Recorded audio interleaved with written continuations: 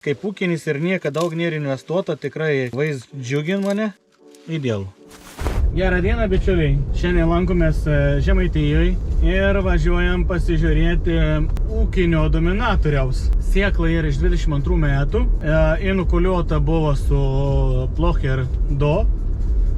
Būtent sėkloms ir įdėtos 3 kolonijos būtent grybų ant sėklos ir maistas startas toks padarytas. Ir principė, kad važiuosim į laukus ir pamatysit, kaip atrodo vaizde viskas. Šiaip labai esu patenkins tai, ką mačiau praeitą savaitę. Ir iš tikrųjų labai gražiai atrodo. Sėjaus norma, sakykime, grubiai 4 kg, nors aišku reikėtų mažesnį normą sėti, nes ganėtinai buvo stambis sėklas ir daigios buvo. Tai turim pasibandę skirtingų normų. Turim ir 2 kg, ir 3, ir dabar 4 dabar. Matysim rezultate, kas gausis. Ir vėl, sakau, tokie bandymukai. Pasižiūrėsim, dar 1 metus panalizuosim, kokį mes tą rezultatą galim gauti. Ir turėsiu keletoj skirtingų regionų palyginti genetiką paprasčiausiai.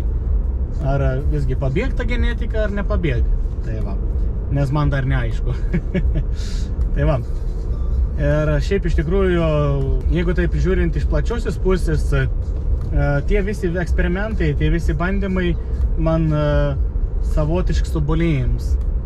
Žinoma, daug kam nepatinka ir kad aš ir vieną ir kitą darau, bet, sorry, aš dėl savęs darau ir kad galėčiau atsakyti savo į tam tikrus iškeltus klausimus. Tai ką, lekam, pasižiūrėsim, kaip atrodo tas rapselis, pasikelsim droną, iš viršaus nuskenuosim ir susitiksim laukuose. Atvažiavau jau iki rapselį pasižiūrėti. Iš tikrųjų, vaizdas yra labai gražus. Jeigu taip žinant, kad čia yra ūkinė sėkla sėta, čia buvo priešsėlis avižas, truputėlį buvo problemų su jom, nes sunkiai buvo susiduroti, nes kėla kelios bangos iš tikrųjų ir dabar matos, kad yra jos, aišku, ir nudžiūvusis, bet jų buvo masiškai. Eilutės yra gražias, augaliukai ir gražiai pasiruoši žiemai. Kaip jums ūkinis rapsas, ką? Čia investicijas yra labai minimalius darytos būtent, nes, kaip ir sakiau, čia, kur yra ūkinė sėkla, praktikuosim su labai minimaliom išlaidom ir mažais įdėjimais auginti jį. Pažiūrėsim, kas gausis. Tai va, čia yra įdėta į dirvą skaitos biškį fosforą ir pagrindė tai ir naudotas srutas. Tai va, šis ūkis ir mišrus, gyvulininkystė ir grūdininkystė. Ir principė, kad tas srutas jie naudo būtent laukams tręšti. Ir tas srutas kompostuoja jau tvarte ir rezervuare. Ką turiu omeny, būtent sakydams kompostuo srutas jau tvarte, nes naudo Plocher skystą humusą ir Plocher KF2 tirštam mėšlai. Tai va, šis ūkis taip daro ir visą tą organiką, ką jie sukaupo, tą vadinamą atmosferinį kūrą sugrąžina atgal į dirvožemį.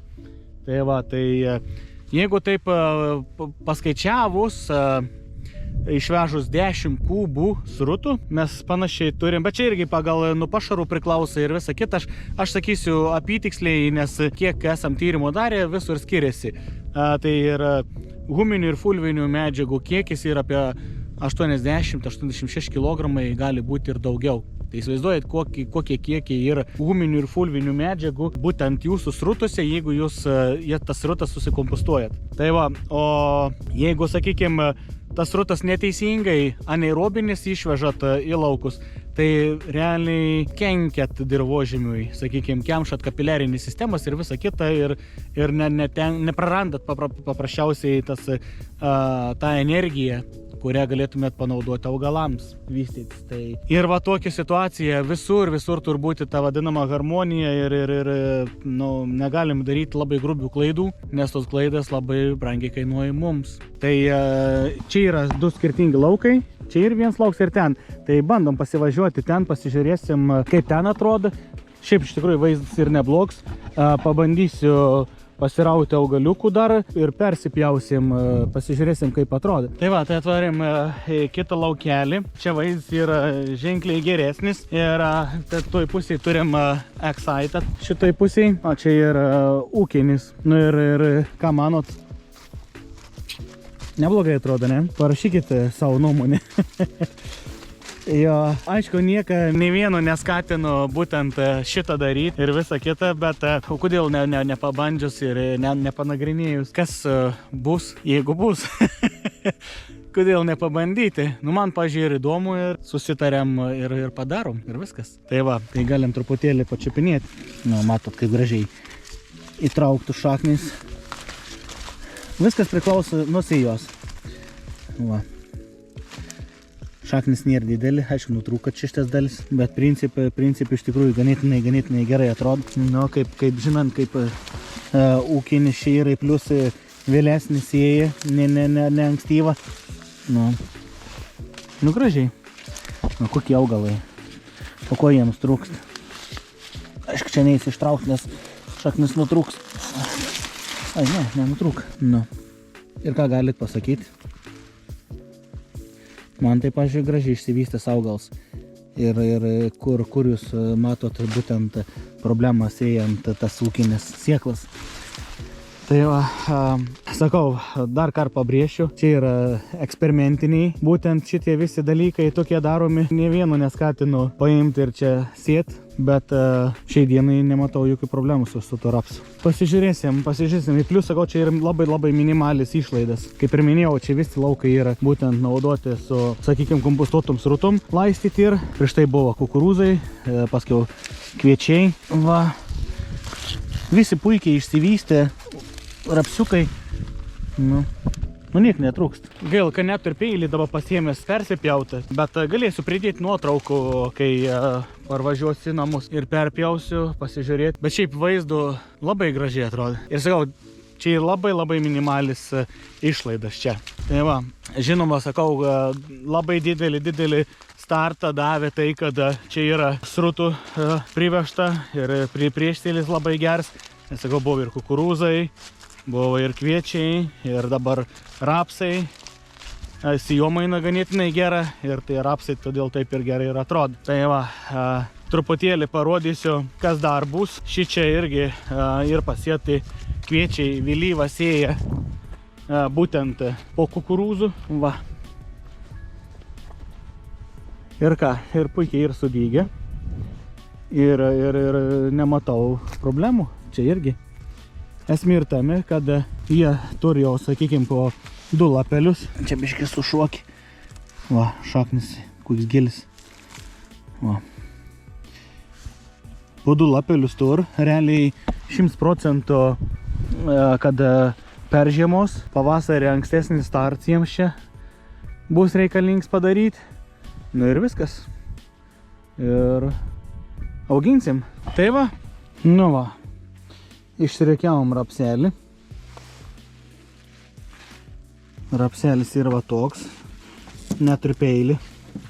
Bet ir matos, kad ant nėra peraugęs, gražiai ir užsitraukęs. Nėra pakėlis kaklelis. Pabandykiam čia nulaužti. Nu jo, gražiai šitais atrodo. Nu va, tokie kopūstai. Va. Nu tai va, tai parsivežiau rapselį. Galim pabandyti persipjauti. Nėra pilnai užpildyts, bet nėra labai ir prasta situacija iš tikrųjų. Sakau, čia biški vėlesnis sėja ir. Nu va, pasižiūrėkėm. Šiaip visai neblogai atrodo. Aš sakau, stebuklų čia nelabai ir tikiuosi, bet va, puikiausiai. Šaknis gražiai užsidaręs, ant nėra peraugęs, pasiruošęs realiai žiemai.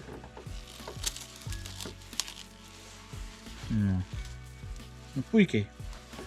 Nu, nežinau, kaip ūkinis ir niekada daug nėra investuota, tikrai vaizd džiugin mane. Nu. Idealu. Nu, manau, kad peržiemos 100% ir, kaip saka, gausim rezultatą. Ir sakau, dėka to, kad čia yra daug organikas įdėta ir visai neblogi rezultatai čia bus, aš manau, nes dabar gerai atrodo tas rapsas, pavyzdžiui, praeitais metais buvo prastesnis vaizdas ir dar kai kur kūlėm tas 3,5 tonas iš ūkinio rapso. Na, sakyčiau, visai geri rezultatai ir plus minimalis išlaidas. Ir jau nepamirškit labai paprastą akcentą. Organika tai ir jūsų visų, sakykime, ateitis, nes be tos organikas, jūs sunkiai suvaldysit drėgmę. Vien dėl to, kad organinė medžiaga tik tais vienintelė gali šitą padaryti, imobilizuoti vandenį ir išlaikyti jį stabilų ir lygiai taip pat ir tą maistą jums išlaikyti. Nes dažniausiai visi apibrėžia tą, sakykime, skaitos humusą, bet humusas tai ir tik tai sakau kaip sandėlis. Jis labai didelį darbą nuveikia būtent ir atlieka maistinių medžiagos saugojimui, bet nepamirškite ir šviežios organikas. Jums reikia ir skystos anglies vadinamos. O skystoje anglyje yra visos statybinės medžiagos jūsų augalams. Taip, kad ir visas tas, sakykime, organinių medžiagų telpa visa mikrobiota. Atranda ten veiklos būtent ir maisto atžvilgio, ir gyvenimo terpė, ir kaip sako, ir jūsų čia ir toks atmosferinis kuras, kurį jūs turite vertinti ir užauginti kuo didesnį tą organikos kiekį didesnį turite užauginti dirvožemyje būtent arba paimti iš atmosferos, ne? Nes jeigu nevaldysit šitų dalykų, nevaldysit anglies ir azoto santykių, tai manau, kad susidursit su daugeliu problemų ateityje, su kuriuom jau dabar susidurėt. Tai tarpiniai, būtent teisinga sėjomaina, anglies azoto santykių valdymas ir mikrobiologijos bakterijų ir grybų santykis. Ir manau, kad susitvarkysit. Tai turbūt šiandien tiek iš tikrųjų, kaip saka, iš Žemaitijos lygumų ar kalvų. Tai nes Žemaitija yra unikali būtent mūsų kraštovaizdžiu. Tai ačiū Jums, kad žiūrit, kad laikinat ir prenumeruojat. Iki greitų pasimatymų.